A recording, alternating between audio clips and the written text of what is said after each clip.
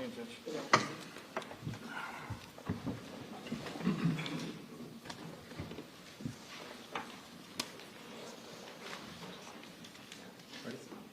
Mr. Mescalado, good afternoon. Good afternoon. I'll ask you to get that microphone closer to you, or you get closer to it. You testified in the court in this proceeding once before? Yes. For a few minutes, I think it was last week? Yes, I did. Okay. And so I'd like to ask you some questions about your the limited subject matter of your testimony. You were asked some questions last week about interrogatories? Yes. Okay. First, let's remind the jury who you are and your profession. Sure. My name is Andrew Mescalado. I'm a maritime attorney. I'm a partner at the law firm of Fertig and Gramling in Fort Lauderdale. And what is the typical case that you handle at the law firm you've been with? So we're a civil law firm. We don't deal with criminal matters like this. We handle marine-related civil litigation and transactional matters. Okay. And for how many years have you been practicing in this area? It will be 20 years this September. Okay. And how did you come to be involved in the case of George and Cecilia Pino? So approximately a week after the boating accident, my law firm was retained to defend George Pino by his vessel marine insurance company. So who contacted you? Was it the insurance company? Yes. As is typical, we would get a phone call or an email from the handling adjuster at the insurance company, and he would assign our firm to be counsel for Mr. and Mrs. Pino. The way it works is we're hired and paid by the insurance company, but our ethical obligations, our clients are actually the Pinos. Okay. But the Pinos did not select you as their lawyer? No. Okay. And so was there insurance related to the vessel, the Robalo? Yes. Mr. Pino had a marine insurance policy on the Robalo vessel with insurance limits of $300,000 for liability claims. Okay. And what does that mean, $300,000 limit? What does that mean?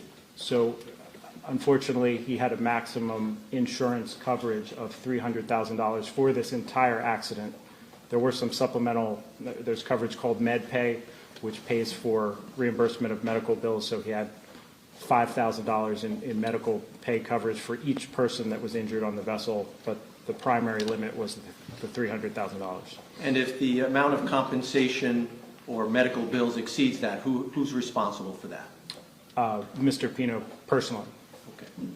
And were any civil claims, did the insurance company tell you there were civil claims being brought to the insurance company's attention? Yes. After an accident like this, you would expect, obviously, person sustained injuries. We had a fatality. So you would expect claims to be brought. They either come to the insurance company or they're made directly to Mr. Pino, but everything would have gotten referred to my firm for investigation and handling. Okay. And how many of the passengers brought civil claims in connection with this incident?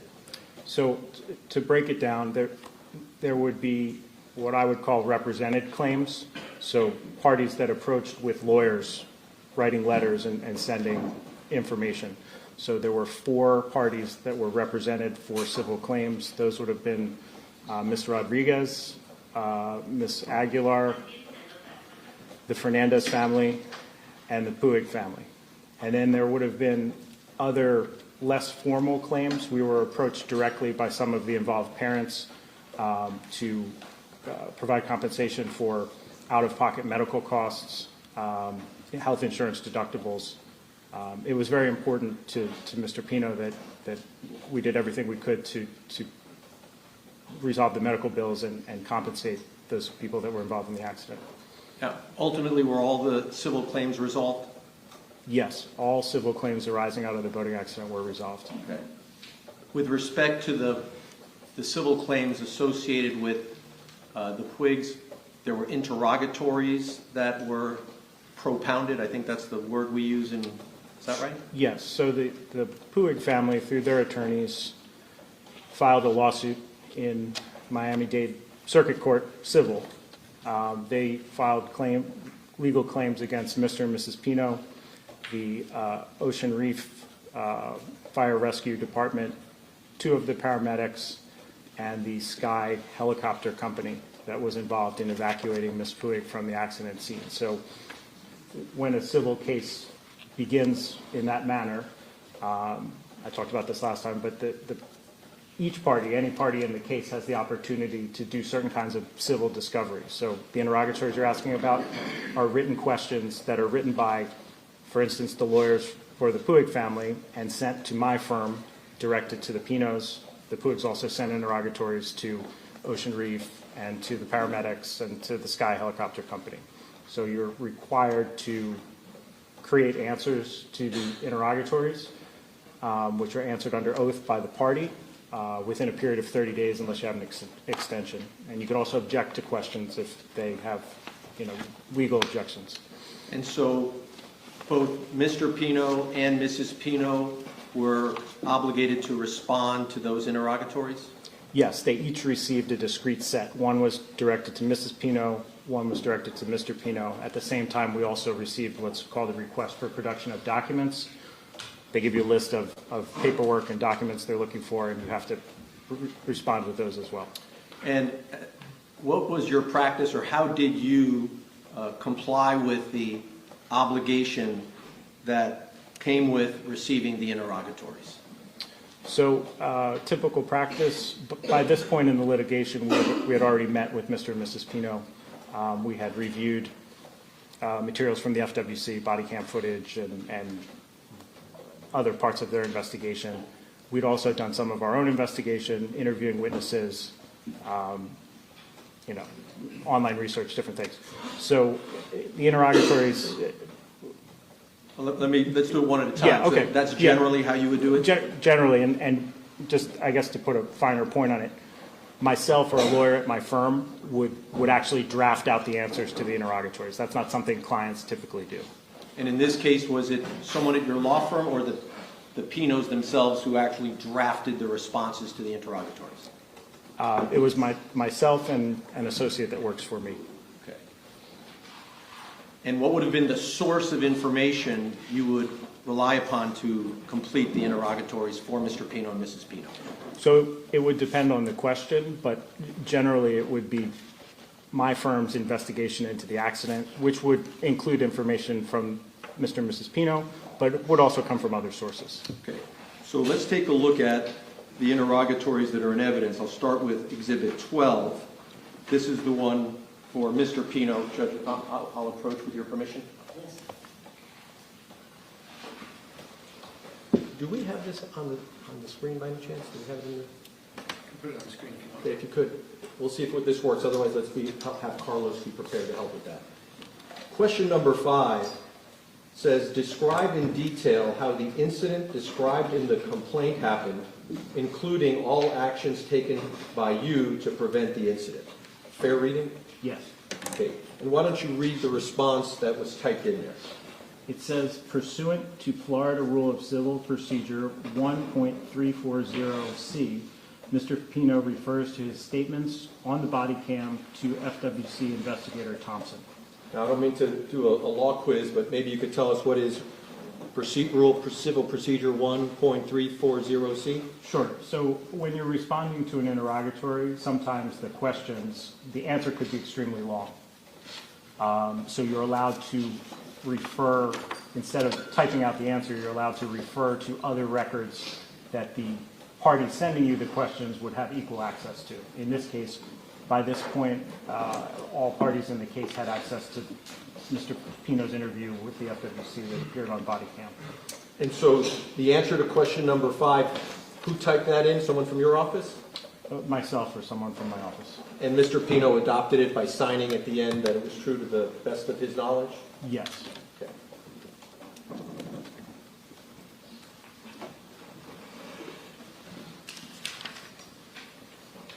Let's take a look at State's Exhibit number 13. This would be Mrs. Pino's response to the interrogatories. Is question number 5 for Mrs. Pino identical to the question number 5 from Mr. Pino? Yes. And so we heard the response that was typed in for Mr. Pino. What was the response typed in for Mrs. Pino? Sure. While returning to Ocean Reef, a vessel passed heading in the opposite direction. The vessel caused a wake, and then the accident occurred. And from where did you obtain that information? This information was obtained from Mr. Pino, Okay. as well as from him directly and from his statements to the FWC. Okay. And so if they were obtained from Mr. Pino, why would they then be in the answers to Mrs. Pino's interrogatory? So Mrs. Pino is obligated to answer these questions in a manner that's consistent with the position she's taking in the civil case. So it's common to adopt information from other witnesses that you know to be truthful. Okay. So is it appropriate for Mrs. Pino's answers to the interrogatories to rely upon the recollection of her husband from the incident? Objection leading, Your Honor. Okay. I'll try this way. If Mrs. Pino hadn't actually observed the accident, how would she properly answer that question? It would be prepared for her with information that existed from other sources. Okay. And so did you approve her answering question number 5 by relying upon the information from the investigation and what her husband had reported? Yes, otherwise it wouldn't have been in the interrogatory. Okay. Let's take a look at question number 6, back to Mr. Pino. If you could read that to the jury and then stop a second. Sure. Number 6 is describe in detail each act or omission on the part of any party to the lawsuit that you contend constituted negligence that was contributing legal cause of the incident in question. And what was Mr. Pino's response in his interrogatory? The wake of the unidentified vessel headed northbound was a contributing legal cause of the incident in question. Okay. And from where did you obtain that information? This information was obtained either directly from Mr. Pino or through review of his statements made to the FWC. And did you understand that that recollection reported in there was the recollection Mr. Pino had reported immediately after the accident? Yes, absolutely. And you saw it with your own eyes from the evidence? Yeah, I certainly watched all the body cam interview. Now let's compare that to Mrs. Pino's answer to number 6. If you could read number 6, or is it exactly the same? So the question and the answer are exactly the same. This is in part a legal question about the Pino's position in the lawsuit. It's not a purely factual question. They're asking about negligence and other defenses and claims that are in the case. So this is a mixed question of law and fact. So of course, an attorney would prepare this for their client. Let's go to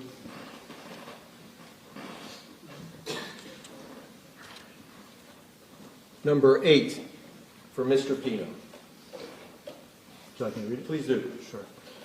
Do you contend any person or entity other than you is or may be liable in whole or in part for the claims asserted against you in this lawsuit? If so, state the full name and address of each such person or entity, the legal basis for your contention, the facts or evidence upon which your contention is based, and whether or not you have notified each such person of your contention.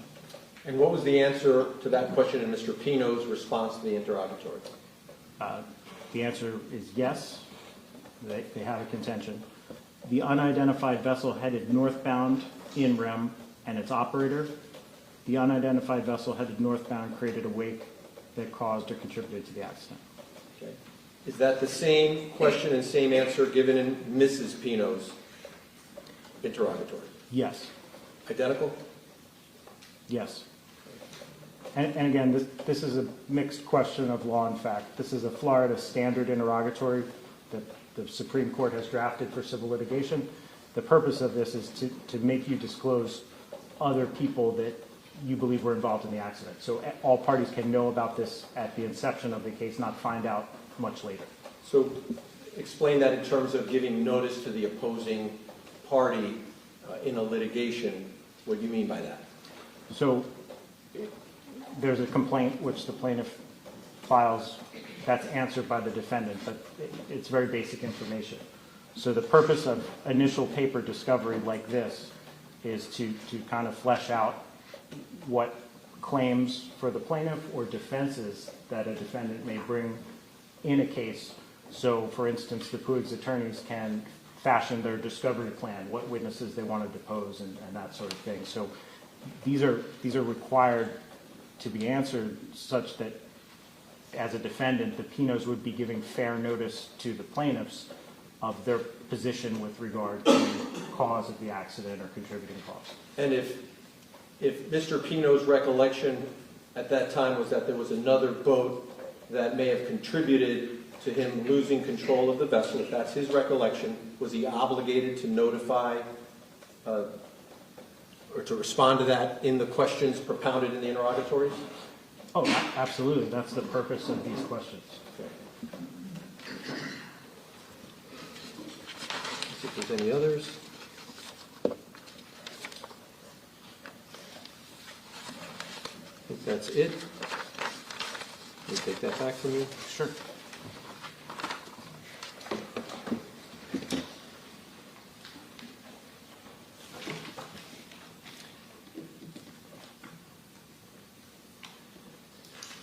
At the end of the interrogatories, it is signed by each of the parties, Mr. Pino and Mrs. Pino, respectively. Correct. And there's a declaration that each makes that it's under penalty of perjury under the laws of the United States of America, that the foregoing interrogatories are true and correct to the best of my knowledge on a particular date. Yes. And do you recall these interrogatories were signed in October of 2023? Yes. And even what happens, well, let me take that back. Mr. Pino was obligated to give his best recollection at that moment in time? Yes, on the variety of issues in the interrogatories. There's legal questions, factual questions, a mix of different things for both liability and damages. And Mrs. Pino, could she rely upon his recollection in responding to the interrogatories propounded upon her? Absolutely. If I could just have a moment.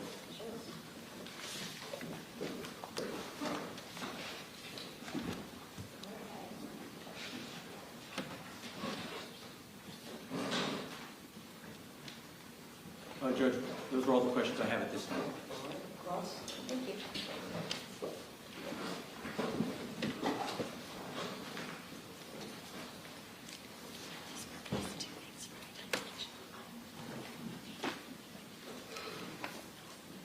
Mr. Mescalato, good afternoon again. Good afternoon. You indicated that the answers that you just read now for us are a question of mixed law and fact, right? Some of them. Okay, and so like questions about how did the crash occur, is that one of the questions that you would say is a mixed question of law and fact? I'd have to look at which question you're talking Sure. about. I don't have them committed to memory. So I'm going to show you State's Exhibit 12, which is an evidence, and this is the interrogatory that was entered on behalf of the defendant, in this case, George Pino, who is that man there in the light blue tie, right? Yes. For the record, identifying the defendant. There was a question that was asked, number 5, describe in detail how the incident described in the complaint, meaning, of course, the crash, happened, including all actions taken by you to prevent the incident. And what he says to answer that question, basically, not to put it in legalese, but like maybe everyday language, is what I said to Lieutenant Thompson, yeah, that's how the incident happened. Is that fair, accurate? Yeah, that's what it says. Okay. And is that what you would consider a mixed question of law and fact, or is that just a question of fact? How did this happen? No, that would be a question of fact. Okay. And then number 6, describe in detail each act or omission on the part of any party to this lawsuit that you contend constituted negligence that was a contributing legal cause of the incident in question. The wake of the unidentified vessel heading northbound was a contributing legal cause of the incident in question. That's asking for facts too, right? That's a mixed question of law and fact. Okay. It's asking for contentions concerning negligence and various other points there. So the answer is saying I'm not necessarily the one at fault. This other vessel was the one at fault. No, that's not what it's saying. It's saying that constituted negligence, right? So the other vessel was the negligent vessel? No, it's saying negligence is, it's different than criminal law. Many people describe it like a pie. 100% of the fault for an accident gets divided between the participants. That interrogatory is simply saying that the unidentified vessel bears some, we contended that the unidentified vessel bears some percentage of the fault for the accident. Right, but if there was no other vessel, then this would be an inaccurate statement, correct? I don't believe it would be inaccurate. If there was no other vessel that contributed to the cause of this crash, then saying the wake of the unidentified vessel heading northbound was a contributing legal cause, that would be an inaccurate statement, correct? That's Mr. Pino's recollection. Well, that's what he told you was his recollection. Correct.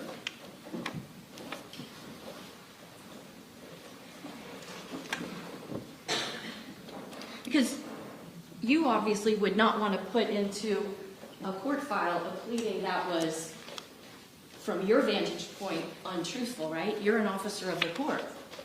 Correct. And so you have obligations when you file a document that what you're filing in good faith you believe to be accurate. Yes. And you thought in good faith that you could trust that what your client was telling you was truthful, right? Yes. Now, if an interrogatory is posed to a party to a lawsuit, hey, how did X happen? If that party does not know how something happened, that party can answer, I don't know the answer to that question, can't they? They could. And so when Cecilia Pino was asked about how the crash happened, she could have answered by saying, I don't know because I wasn't watching when the crash happened. She could have answered that, correct? She could have. But she didn't, did she? No. Now, you indicated that Mr. Pino wanted to do everything he could to resolve the claims, right? Yes. Okay, but that's not really true, is it? I would disagree with you. Because isn't it true that you wound up filing a pleading on March 15th, 2023, trying to limit his liability for his actions in this boat crash? Didn't you? The federal court action? Yes. Yes. In fact, may I see this? Oh, thank you. Record on showing counsel states 5-1.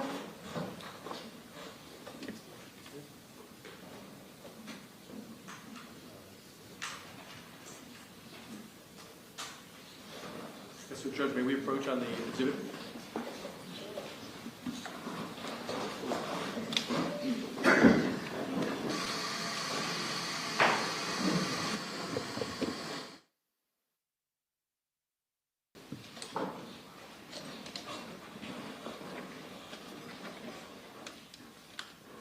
All right, counsel, you can proceed. Thank you.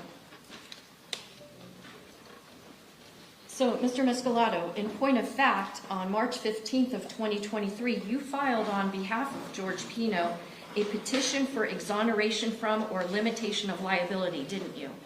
I'd have to look at the date, but For the record, I'm showing the witness states 5Y for identification.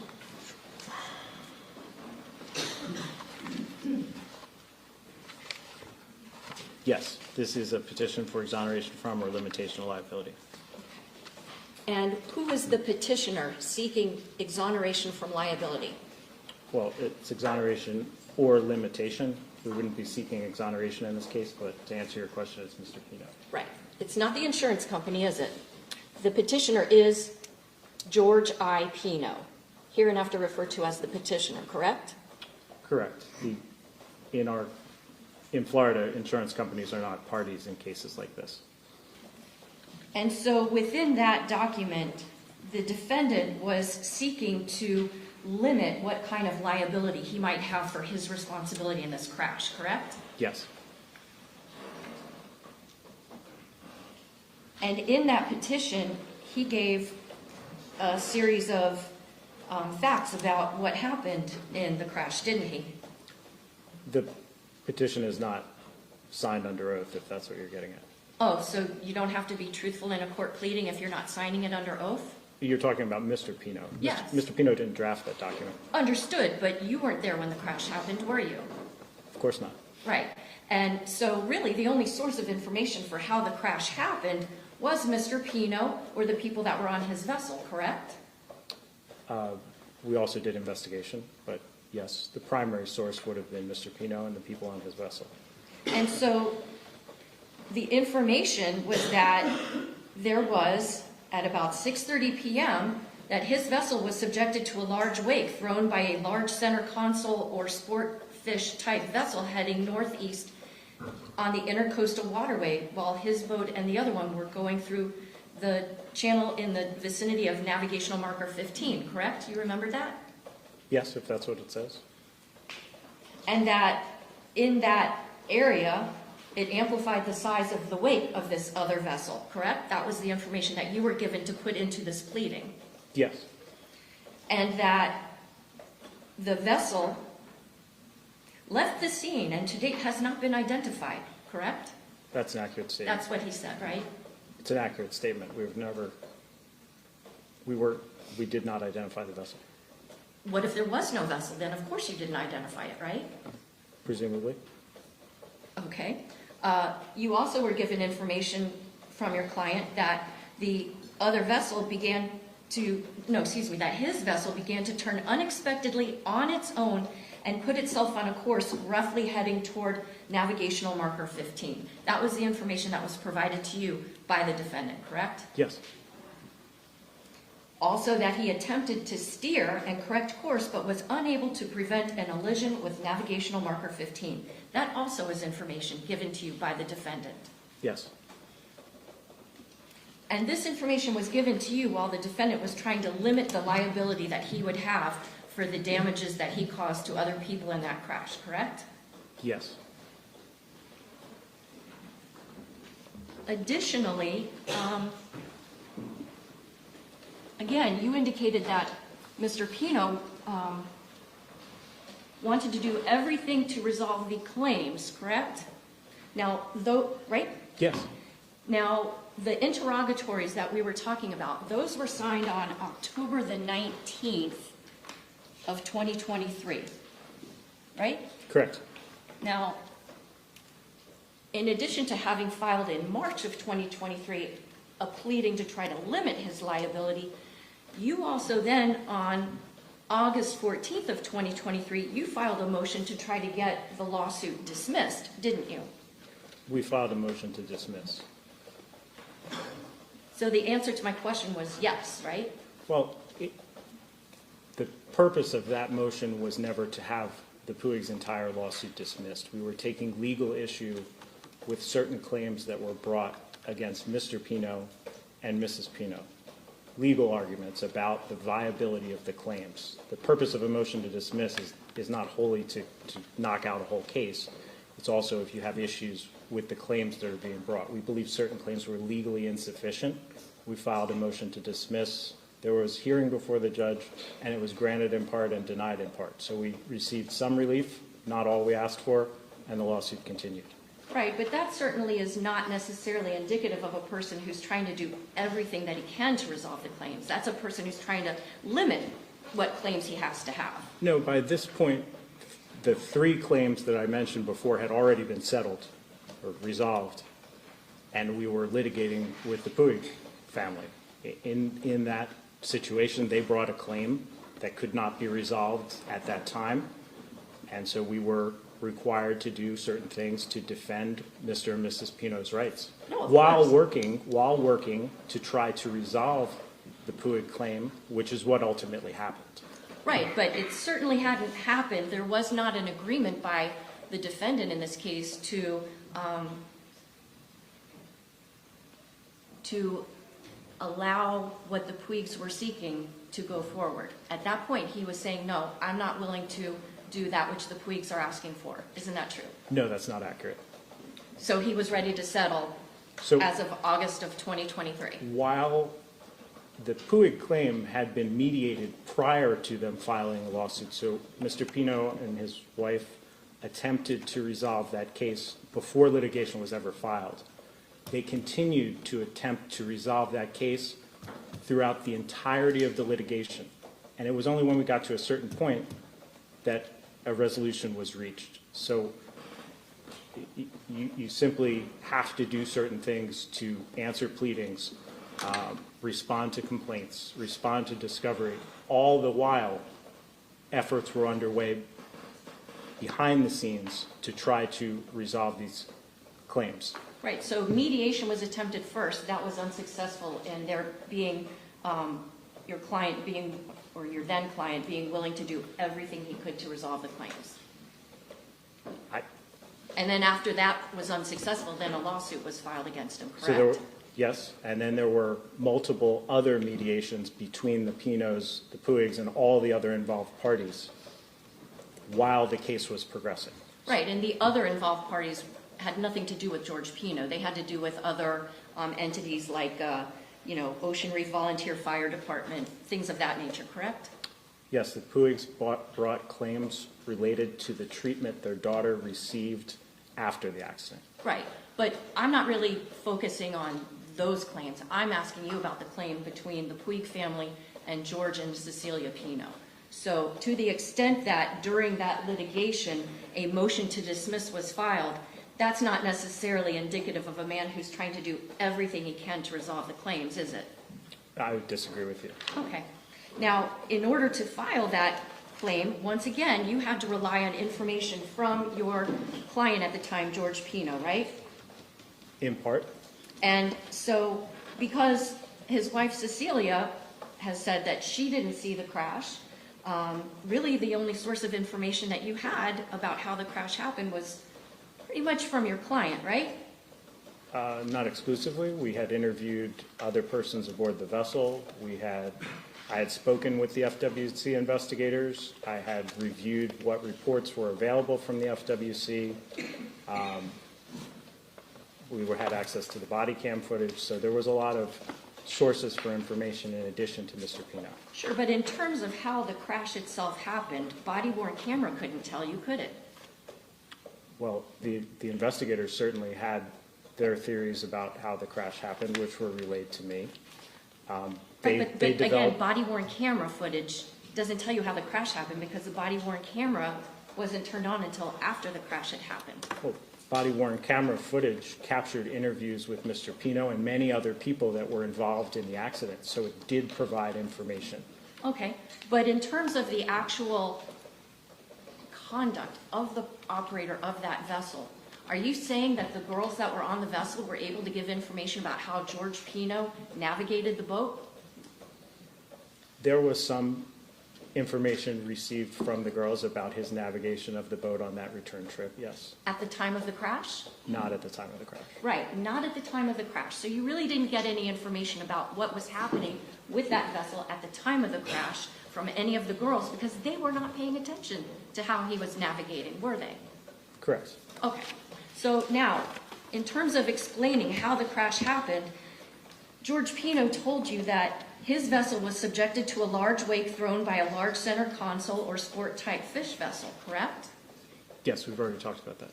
Yeah, I know. We talked about what he said and what you put in a pleading in March of 2023. I'm not asking about a pleading that was filed in August of 2023, about 5 months afterwards, correct? Yes? He also told you, once again for this pleading, that the boats were transiting the Cutter Bank shallows in the vicinity of navigational marker 15, correct? That sounds like it came from the FWC report. Okay. Are you aware that the defendant talked about the fact that he alighted with the last channel marker in the Cutter Bank channel? I don't know that I remember that level of detail right now. It's been a couple of years since Sure. I've been involved. Sure. If it were the case that the defendant gave a statement that he crashed into the last channel marker in that channel, and if the last channel marker in that channel was channel marker 15, if those facts were true, then if your client is telling you that the crash happened in the vicinity of navigational marker 15, then what he said to the police would be accurate, correct?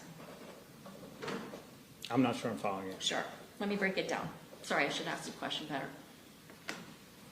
Let's suppose that your client, former client, George Pino, told the police the night of this crash that the crash happened at the last marker, okay? And let's suppose that the last marker of the Cutter Bank channel is navigational marker 15. If he said to the police that the last navigational marker was where the crash happened, and if the last channel marker in that channel would be channel marker 15, then the information that he gave to you about where the crash happened would be accurate, correct? If I'm following you, it sounds accurate. Okay.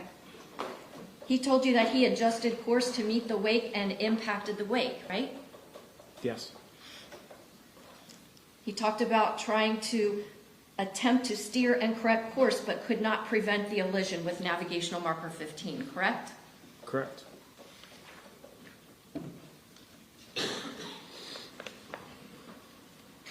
Now, probably a lot of people have heard of the so-called attorney-client privilege, right?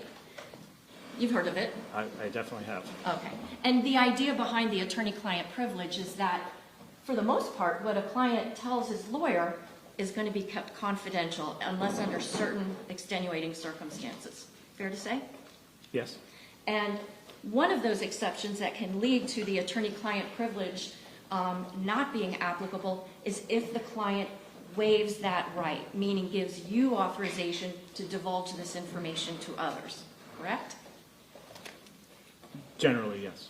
And so in order to file those pleadings, the motion for limitation of liability, the motion to dismiss, as well as the information in the interrogatories, George Pino had to have given you authorization to release that information, correct? At least the information he gave to you. I don't really see statements in a pleading requiring a specific waiver from Mr. Pino to draft a motion to dismiss, for instance. What I'm getting at is that you didn't violate any kind of ethical or bar rule by sharing the information you had gotten from the defendant, in this case, in those pleadings, correct? No, of course not. Thank you. Nothing else. Yes, sir. Mr. Mescalato, the conversation you've been having with the prosecutor relates to the civil claims that were being brought by the passengers, correct? And in particular, the Puig family. Yes. Okay. And so with regard to the Puig family, that was the one claim that was litigated, correct? Yes. The other claims were all settled prior to a lawsuit being filed. So no lawsuit filed in the other three claims. Those were settled pretty quickly after the accident, right? Within a period of months, yes. Okay. The Puig family, you tried to mediate, or you told us that there was mediation efforts, right? Correct. Now, the insurance was only $300,000 for this accident, right? Yes. And the claims being asserted by the Puigs and others well exceeded $300,000. Many millions of dollars were claimed. Okay. And by the time, well, there were three other families, the Fernandez families and two others, that was resolved. That would have, without getting into the exact numbers, money was paid over to those families that was no longer available to the Puig family, correct? Correct. Mr. Pino paid out of his savings to resolve those claims. The Puig family had claims that they were filing not only against Mr. Pino, but also Mrs. Pino. Correct. She was not the operator of the vessel, was she? No, she was not. And she still was being sued in connection with the claims brought by the Puig family. Yes, they had a different theory of liability against Mrs. Pino. Okay. And you were representing both Mr. Pino and Mrs. Pino. Yes. Okay. And the theory of liability against Mrs. Pino, who was not the operator of the vessel, and was she the owner of the vessel? She was not. Okay, were you, as part of this course of civil litigation, bringing to the court's attention whatever, I say, motions or legal issues with regard to a theory of trying to impose liability on Mrs. Pino? Objection, this is beyond the scope of cross.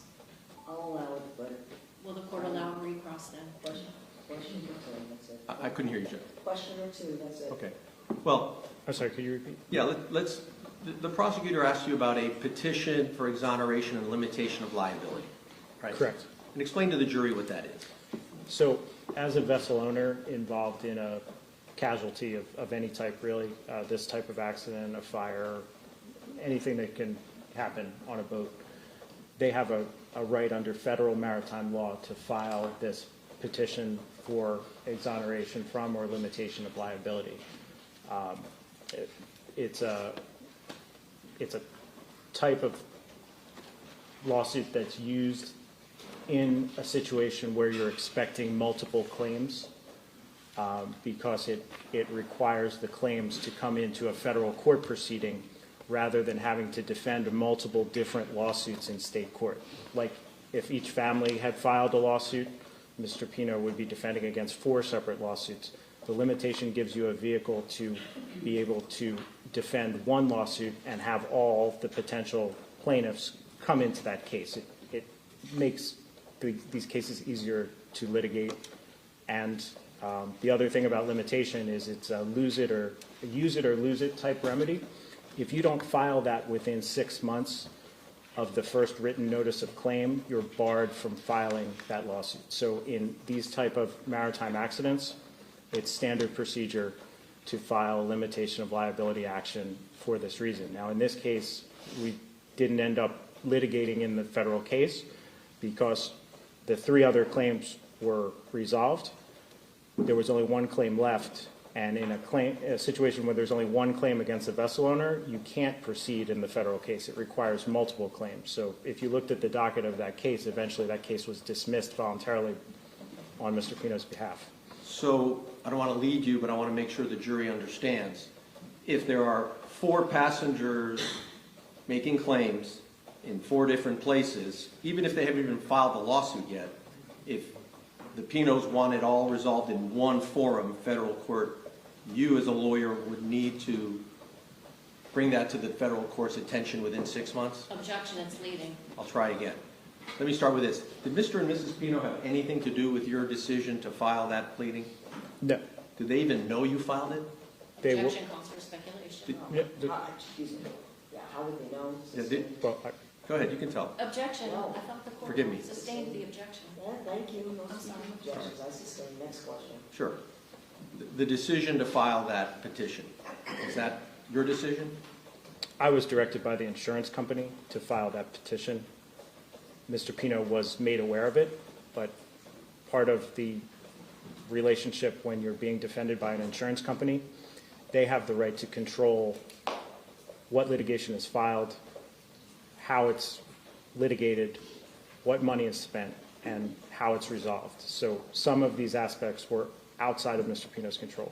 And that's what I was getting at. Do you file something like this in virtually all the cases where an insurance company is involved?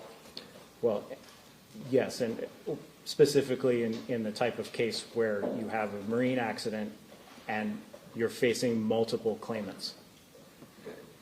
And ultimately, I think you told us 3 out of the 4 passengers or their families you were able to resolve without ever having to go to court. Fair statement?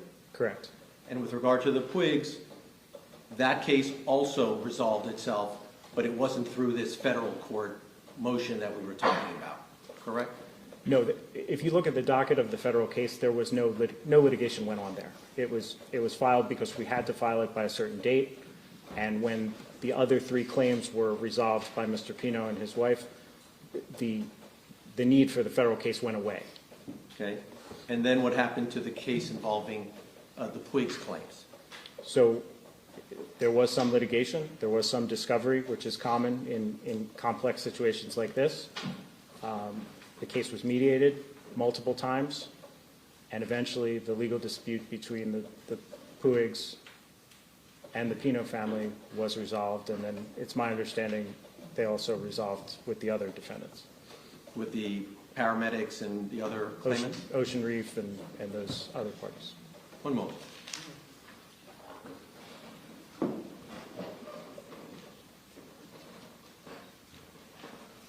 Thank you, Mr. Mescalado. Those are all the questions. Thank you, sir, you're excused. Thank you, Your Honor.